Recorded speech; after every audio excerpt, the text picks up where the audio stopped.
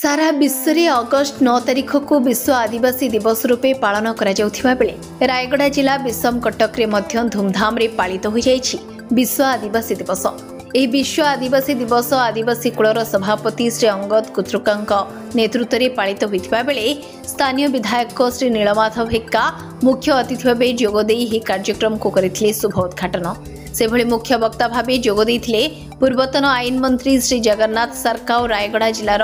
Bahujan Samajwadi party सभापति श्री जीतू जगसिका प्रथमे मां मकरमा मंदिर को जाई आदिवासी रीतिनीति अनुसार पूजा अर्चना करा जाई विषम कटक सहर परिक्रमा करी विषम कटक मिनी स्टाडियम परिसर रे थिबा सभास्थल रे पहुंची थिले समस्त अतिथि परे आदिवासी रीतिनीति अनुसार पूजा करी सभास्थल रे थिबा शहीद आदिवासी नेतांको फोटो उपरे पुष्पमाल्य देई दीप प्रज्वलन करिबा परे आरंभ होइथिला कार्यक्रम। परे अतिथि माननकु फूल तोड़ा उत्तरीय दी सम्मानित करा जायथिबा बेले आदिवासी नृत्य सह विभिन्न नाट्य गीत रे मस्कुल होई पड़िथिला सभास्थल। हमर कंद समाज को नेकी राजी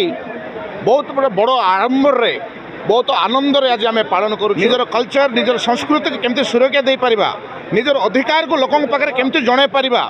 एटा ही आज आदिवासी दिवस रो मूल लक्ष्य जोटा मिलित आनंद उल्लास रे बहुत हजार हजार हमर आदिवासी भाई भौण माने समस्ते नाच गीत करी आमे शहर परिक्रमा कलु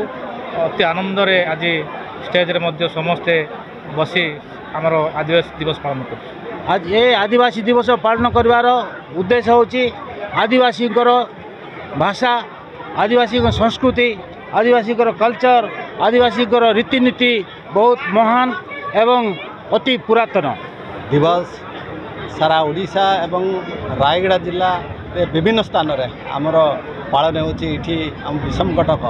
ब्लॉक रे मध्य कंदकूल परिषद तरफ ये आयोजन कराई। यार मुख्य उद्देश्य निश्चित भाव आपण माने जानिथिबे जो तांकर रीति नीति परंपरा दिन को दिन से हजे देउछु एवं लिभि जाउछि ताकू किंती पुनर्गठन हेबो ताकू किंती सब बेले उज्जीवित हेब से आम मान समस्ते ये एकता होकर परंपरा विषय आलोचना। विषम कटक ऋषिकेश लाबलांक रिपोर्ट सूचना मीडिया।